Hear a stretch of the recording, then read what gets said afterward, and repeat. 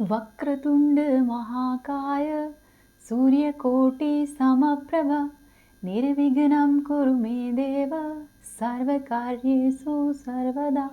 प्रथम पूज्य गौरी पुत्र भगवान श्री गणेश की जय। आज आप सुनेंगे मार्गशीर्ष माह में पड़ने वाली संकष्टी चतुर्थी व्रत की कथा। चतुर्थी तिथि भगवान गणेश जी को समर्पित है और मनुष्य अपने जीवन में सभी प्रकार के संकटों से मुक्ति के लिए भगवान श्री गणेश जी की आराधना करते हैं। पौराणिक कथा के अनुसार एक बार पार्वती जी ने महागणपति से पूछा कि अहगन मास की चतुर्थी संकटा चतुर्थी कहलाती है। उस दिन किस गणेश की पूजा और किस रीति से करनी चाहिए। माता पार्वती के प्रश्न के उत्तर में महागणपति ने कहा कि हे हिमालय नंदिनी, अहगन में पूर्वोक्त रीति से गजानन नामक गणेश की पूजा अत्यधिक शुभ फलदायिनी रहती है। पूजन के पूर्ण होने पर प्रभु गजानन को अर्घ्य अर्पित करना चाहिए। दिन भर व्रत का अनुष्ठान करके पूजन के बाद ब्राह्मण को भोज करवाना चाहिए। उसके बाद जौ, तिल, चावल, चीनी और घृत का एक शाकला बनाकर हवन करवाना चाहिए। इस हवन के माध्यम से यजमान अपने शत्रु को वशीभूत तक कर सकता है। इस कथन की सार्थकता प्रदान करने हेतु मैं तुम्हें एक प्राचीन इतिहास सुनाता हूँ, ध्यानपूर्वक सुनो। यह त्रेता युग की बात है, जहाँ पर दशरथ नामक एक परम प्रतापी राजा हुए थे। राजा दशरथ को आखेट अत्यधिक प्रिय था। एक बार आखेट की खोज में राजा ने श्रवण कुमार नामक एक ब्राह्मण कुमार पर शब्द भेदी बाण चलाकर उसकी हत्या कर दी थी, जिसके परिणाम स्वरूप उस ब्राह्मण कुमार के अंधे माता पिता ने राजा को मरते समय एक कठोर श्राप दिया। श्रवण कुमार के माता पिता बोले कि हे राजन, जिस प्रकार हम आज पुत्र शोक में तड़प तड़प कर अपने प्राण त्याग रहे हैं, उसी प्रकार एक समय तू भी पुत्र शोक में अपने प्राणों का त्याग करेगा। राजा को मिले हुए इस श्राप के चलते वो बड़े ही चिंतित हुए। राजा ने अपने अंतिम काल में पुत्र आशा से ग्रसित होकर पुत्रेष्ठि यज्ञ का अनुष्ठान किया, जिसके फलस्वरूप भगवान श्री हरि राजा दशरथ के घर में श्री राम के स्वरूप में अवतरित हुए और माता लक्ष्मी जानकी रूप में अवतरित हुई। अपनी रानी केकई से वचनबद्ध होकर राजा दशरथ को अपने परम आज्ञाकारी पुत्र राम को, साथ ही साथ पुत्रवधू सीता और पुत्र लक्ष्मण सहित वनवास को भेजना पड़ा। अपने वनवास काल में भगवान श्री राम ने खरदूषण सहित अनेकों पराक्रमी राक्षसों का संहार किया, जिससे क्रोधित होकर रावण ने सीता माता का अपहरण कर लिया। अपनी भार्या सीता से बिछड़कर उनकी खोज में भगवान श्री राम अपने अनुज लक्ष्मण के सहित पंचवटी को त्याग कर दक्षिण की ओर प्रस्थान कर गए। वहीं पर आगे जाकर वो ऋषिमुख पर्वत पर आ पहुंचे और वनराज सुग्रीव से उन्होंने वहीं पर मित्रता की और वहीं पर उन्हें हनुमान जैसा परम भक्त और सखा भी मिला। सीता माता की खोज करने हेतु पृथ्वी की सभी वानर प्रजाति को एकत्रित किया गया और अलग अलग टुकड़ी में बांटा गया। दक्षिण की ओर हनुमान और अंगद जैसे परमवीर वानरों की टुकड़ी को भेजा गया। चलते चलते वो सभी समुद्र तट तक आ पहुंचे, लेकिन अब उन्हें आगे का मार्ग दिखाई नहीं दे रहा था, जिस कारण वे हताश होकर टुकड़ी के नायक अंगद सहित अपनी वानर सेना के साथ वहीं पर आमरण अनशन के लिए बैठ गए, जिसे देखकर वहीं पर बैठा हुआ एक विशाल गिद्ध मुस्कुराने लगा। तब सभी ने अपने मन की व्यथा उससे व्यक्त की। व्यथा में इस गिद्ध को अपने भाई जटायु का नाम भी सुनाई दिया और फिर वो भाई के प्रेमवश अपना परिचय देते हुए कहने लगा कि हे वानरों, आप कौन हो और मेरे भाई जटायु का नाम क्यों स्मरण कर रहे हो। तब वानर सेना के नायक अंगद ने उस गिद्ध को सारी बातें कह सुनाई कि हम सीता माता की खोज के लिए आए हैं और जटायु गिद्ध ने सीता माता की रक्षा के लिए ही अपने प्राणों को न्योछावर किया है। तब उस गिद्ध ने कहा कि हे परमवीर वानरों, मेरा नाम संपाति है, जटायु मेरा अनुज है। आप जिस सीता माता की खोज के लिए निकले हैं, मैं जानता हूँ कि वो इस समय पर कहाँ है। वो इस समय इस समुद्र के उस पार लंका नगरी में स्थित अशोक वाटिका के एक वृक्ष के नीचे गहरी चिंता में बैठी हुई है। गिद्धराज के ये सभी वचन सुनकर सभी वानर चिंता में डूब गए। उन्हें अब पता चल गया था कि सीता माता कहाँ है, लेकिन उन तक भगवान श्री राम का संदेश कैसे पहुंचाया जाए, इस विशालकाय समुद्र को कौन वानर लाग सकेगा और लंका की नगरी में कौन सा वानर जाने में सक्षम है। उन सभी के सामने अब ये समस्या थी, जिसके उत्तर में गिरिराज संपाति ने कहा कि हे वीर वानरों, चिंता मत करो। माता सीता तक भगवान श्री राम का संदेश पहुंचाने के लिए आप लोगों में से केवल एक ही वानर सक्षम है। वही प्रतापी वानर इस विशालकाय समुद्र को लांघकर उस पार जा सकता है। सभी वानरों ने तब गिद्धराज से कहा कि कृपया करके आप उस वानर का नाम हमें बताने की कृपा करें। तब गिद्धराज संपाति ने पवनपुत्र हनुमान जी का नाम लिया। हनुमान जी ने अपना नाम सुना तो वे सोच में पड़ गए और गिद्धराज से पूछने लगे कि हे गिद्धों में श्रेष्ठ संपाति, आपको ऐसा क्यों लगता है कि मैं ही इस कार्य के लिए उपयुक्त हूँ? आप मेरा मार्गदर्शन करें। इसके उत्तर में संपाति ने कहा कि हे पवनपुत्र, इन सभी वानरों में केवल आप ही इस कार्य के लिए सक्षम हो, किंतु इस कार्य को करने के लिए आपको भगवान श्री गणेश की आराधना करना अति आवश्यक है। आपको यह कार्य निर्विघ्न संपन्न करना हो तो आपको भगवान श्री गणेश की संकष्टी चतुर्थी का अनुष्ठान करना होगा, जिसके फलस्वरूप आप निर्विघ्न होकर इस कार्य को बड़ी ही सहजता से पूर्ण कर पाओगे। यही नहीं, आप शत्रु पर भी पूर्ण रूप से विजय पालोगे।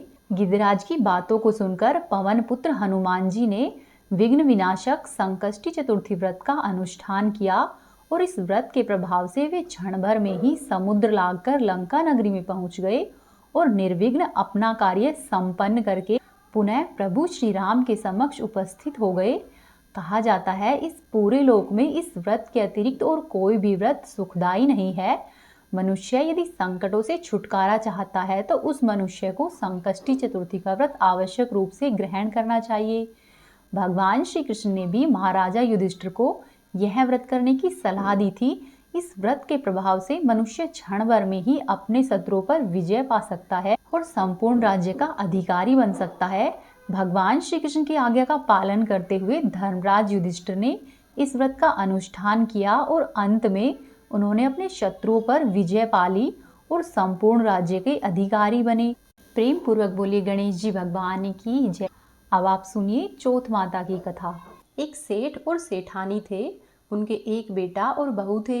बहू सबको भोजन करा के फिर स्वयं भोजन करती।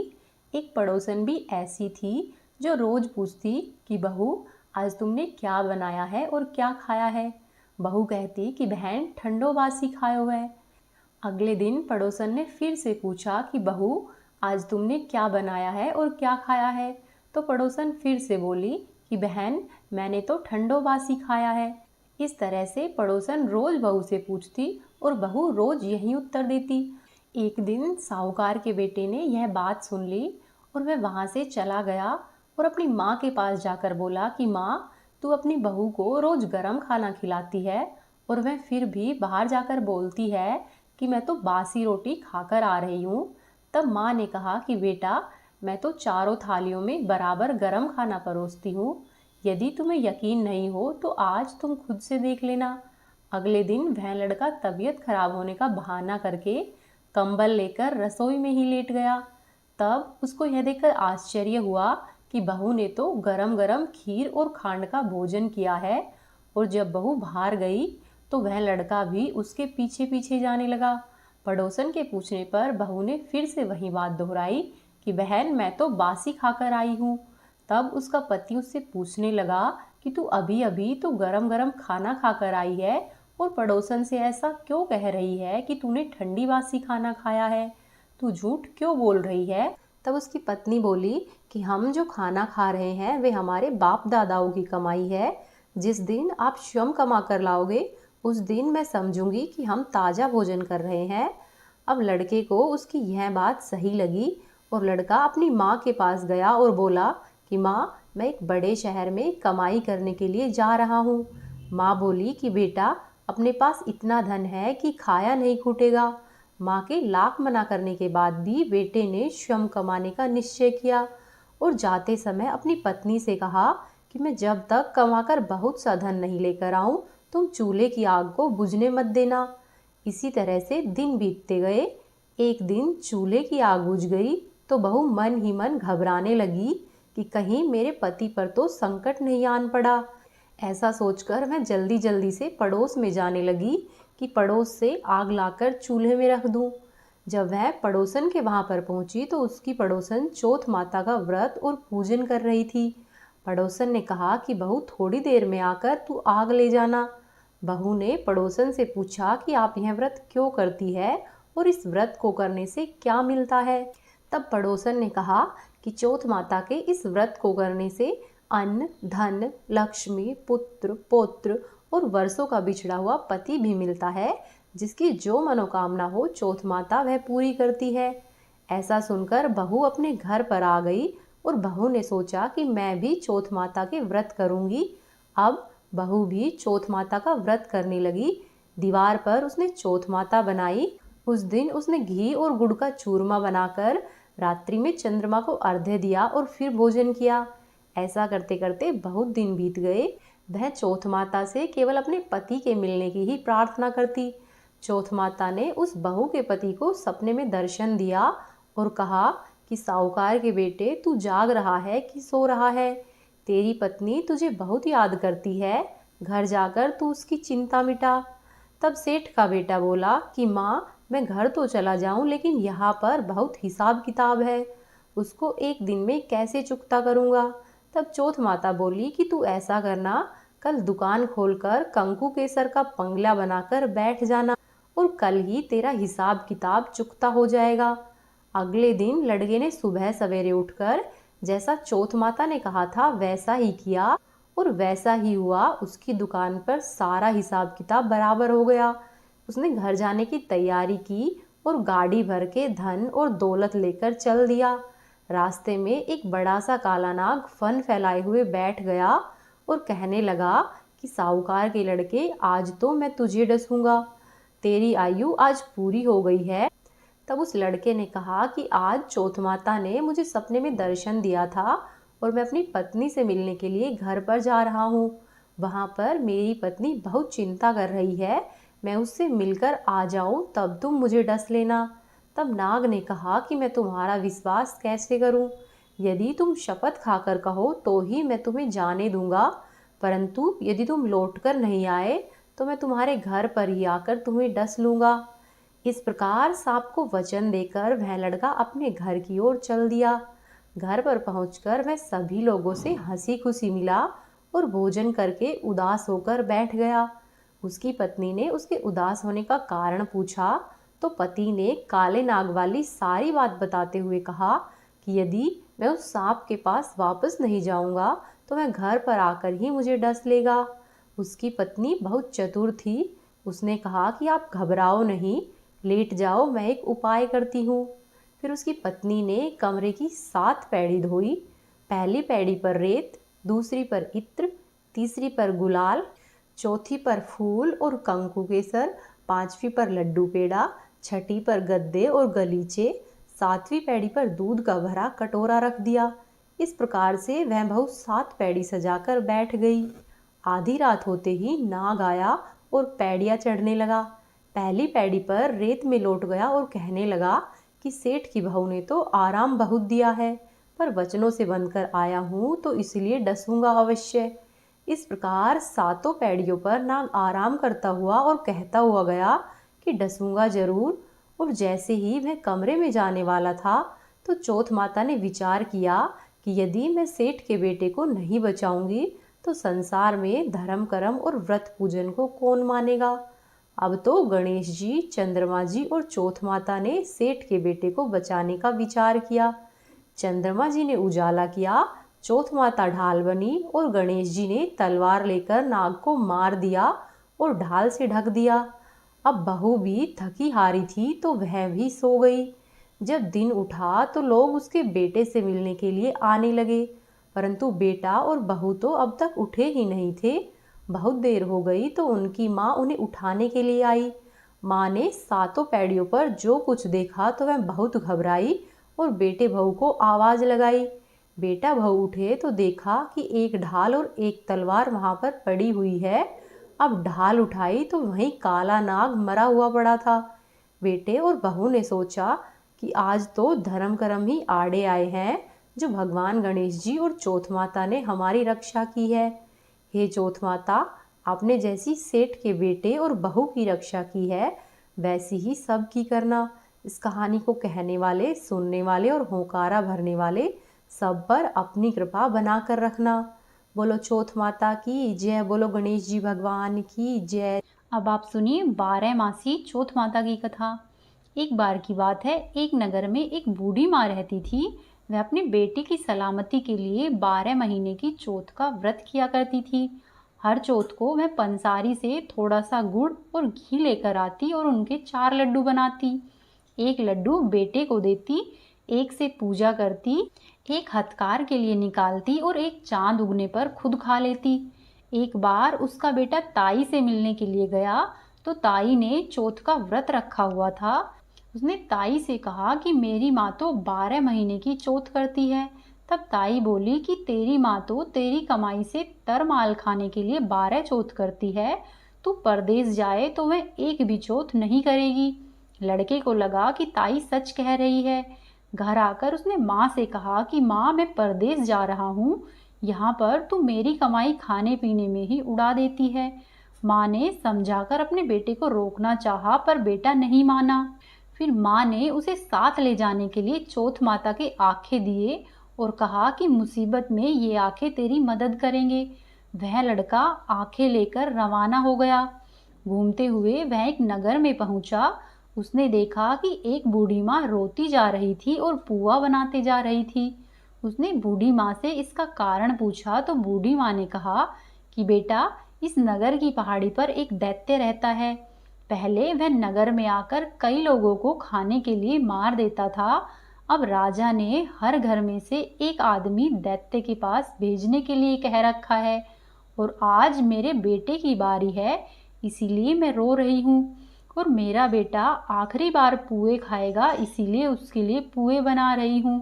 तब वह लड़का बोला कि बूढ़ी माई, तुम ऐसा करो, अपने बेटे के लिए जो पुए बनाए हैं वह पुए तुम मुझे खिला दो, तेरे बेटे की जगह मैं चला जाऊंगा।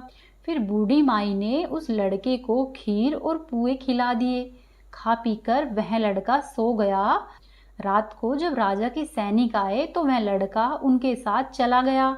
जब वह दैत्य के पास पहुंचा तो वहां पहुंचकर उसने अपनी माँ के दिए हुए चौथ माता के आंखें दैत्य की तरफ फेंके और कहा कि हे चौथ माता, यदि मेरी माँ मेरी सलामती के लिए व्रत करती है तो दैत्य का सिर कटकर गिर जाएगा। ऐसा सुनकर तुरंत ही दैत्य का सिर कट गया। लड़का वापस आ गया और राजा ने उसे उपहार देकर विदा किया। चलते हुए एक दूसरे राजा के नगर में वह लड़का पहुंच गया और इस राज्य में आवा तभी पकता था जब एक इंसान की बलि आवे के अंदर दी जाती थी। सिपाहियों ने उस लड़के को पकड़ लिया और उस लड़के को आवे में चुनवा दिया। लड़के ने चौथ माता के आंखें आवे में डाल दिए और कहा कि हे चौथ माता, यदि मेरी माँ मेरे लिए व्रत करती हो तो आवा मेरी बलि लिए बिना झट से पक जाएगा। ऐसा सुनकर आवा झट से पक गया और उससे आवाज आने लगी। आवाज सुनकर सभी लोगों ने सोचा कि आवा इतनी जल्दी कैसे पक गया। सभी लोगों ने आवे में से बर्तन निकालने शुरू किए और उसमें से मिट्टी की जगह सोने और चांदी के बर्तन निकलने लगे। अंदर से लड़का बोला कि बर्तन धीरे धीरे निकालना, नहीं तो मुझे लग जाएगी। जब राजा ने उसे निकलवाया और पूछा कि इस आवे से तुम कैसे बच गए, तब लड़के ने बताया कि मेरी माँ चौथ माता का व्रत करती है और व्रत के कारण ही आज मैं बच पाया हूँ। राजा को विश्वास नहीं हुआ। उसने कहा कि मैं तुम्हारी बात पर कैसे विश्वास करूं? तो लड़के ने कहा कि हे राजा, आप जो चाहे वो परीक्षा ले सकते हैं। तब राजा ने एक चांदी की सुराही मंगवाई और कहा कि तुम इस सुराही की नली से निकल कर दिखाओ, तभी मैं विश्वास करूंगा। लड़के ने चौथ माता को याद किया और आंखें सुराही में डाले और कहा कि हे चौथ माता, मैं भंवरा बनकर सुराही से निकल जाऊं। ऐसा ही हुआ। लड़का भंवरा बन गया और सुराही से निकल गया। राजा खुश हो गया और खुश होकर उसने राजकुमारी की शादी उस लड़के के साथ करवा दी और नगर में घोषणा करवा दी कि सभी लोग चौथ माता का व्रत करेंगे। कुछ दिनों के बाद लड़के को अपनी माँ की याद आई। वह राजा के पास आया और अपने नगर जाने की अपनी इच्छा जाहिर की। तब राजा ने रथ, घोड़ा, हाथी और खूब सारा दान दहेज देकर उन्हें विदा किया। चौथे दिन वह लड़का अपने नगर को पहुंच गया और वह अकेला ही पंसारी के यहाँ पर अपनी माँ का इंतजार करने लगा। उस दिन चौथ का व्रत था। उसने सोचा कि माँ तो यहाँ पर जरूर आएगी। थोड़ी ही देर बाद लकड़ी टेकती हुई उसे उसकी माँ आती हुई दिखी। वह लड़का अपनी माँ के चरणों में गिर पड़ा और कहने लगा कि माँ, मैं तेरा ही बेटा हूँ, मुझे माफ़ कर दो। चूँकि उसकी माँ को दिखना कम हो गया था तो उसने उसे बहुत देर में पहचाना और माँ ने अपने बेटे को गले से लगा लिया। फिर बुढ़िया माई अपने बेटे, बहू और सारे सामान के साथ अपने नगर में आ गई। नगर में आई तो लोगों ने उसके बेटे को पहचानने से मना कर दिया। तब नगर के सभी लोग एक तरफ खड़े हो गए और दूसरी तरफ बुढ़िया माई, उसका बेटा और बहू खड़े हो गए। बुढ़िया माई ने हाथ जोड़कर कहा कि हे चौथ माता, यदि ये सच में मेरा बेटा है तो मेरी अंगिया से दूध बहकर इसकी मूछें भिगो देगा। और ऐसा ही हुआ। बुढ़िया माँ की अंगिया फट गई, दूध की धारा बह निकली और लड़के की मूछें भिगो दी। सारे नगरवासी आश्चर्यचकित हो गए और यह सिद्ध हो गया कि यह लड़का बुढ़िया माई का ही बेटा है। फिर बुढ़िया माई अपने बेटे और बहू के साथ सुखपूर्वक रहने लगी और बुढ़िया माँ के साथ साथ नगर के सभी लोग चौथ माता का व्रत करने लगे। हे चौथ माता, जैसी बूढ़ी माँ की और उस बेटे की सहायता की है वैसी ही हमारी भी करना। इस कहानी को कहने वाले, सुनने वाले और होकारा भरने वाले सब पर कृपा करना। बोलो चौथ माता की जय, बोलो गणेश जी महाराज की जय। ये थी आज की कथाएं। आपको पसंद आई है तो वीडियो को लाइक करें, चैनल को सब्सक्राइब करें और वीडियो को अधिक से अधिक शेयर करें। कमेंट बॉक्स में जय चौथ माता और जय गणेश जी महाराज अवश्य ही लिखें।